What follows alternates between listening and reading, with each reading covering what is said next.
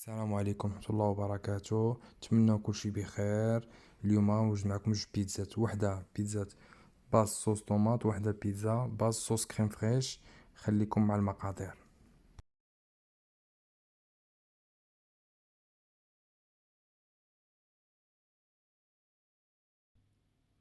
اول حاجة كنديرو كاس حليب، كنديرو معاه معلقة كبيرة ديال خميرة الخبز، كنديرو معاه معلقة السكر، وكنخليوه يتفاعل.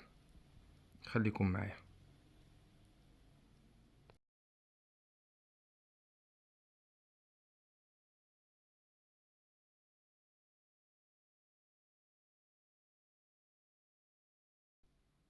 من بعد ما تفاعل كنضيفو شوية الملحة، نصف معلقة،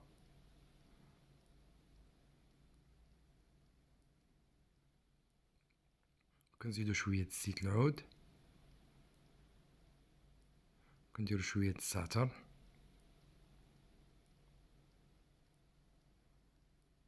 كنضيفو الفارين.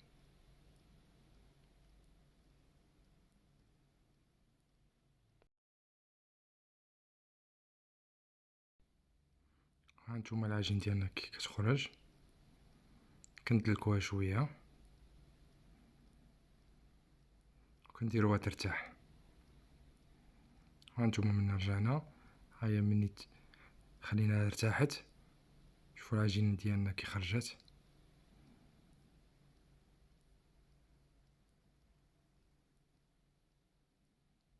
كندلكوها شويه، كنخرجوا منها جوج عجائن.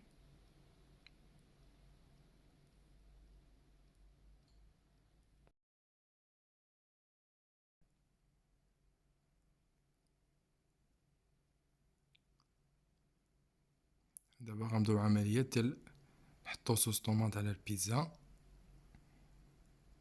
كنبداو بالفرماج هو الاول، من بعد نبداو لي زانغريديون. نحطو البصله تكون حمراء باش كتجي زوينه. كنبداو لي شامبينيون الفطائر، من بعد نحطو لي كروفيت، كنديرو معاه شويه الزيتون الكحل. تانية بيتزا تانية الباز صوص كريم فريش. كنبداو تاني بالموتزا، كنديرو ليها البصلة حمراء، كنبداو لي شامبينيون، كنبداو نحطو الطون، كنديرو شوية الكروفيت، كندخلوها طيب. كتجي على هاد الشكل رائعة. كنتمنى تعجبكم. بالصحة والراحة.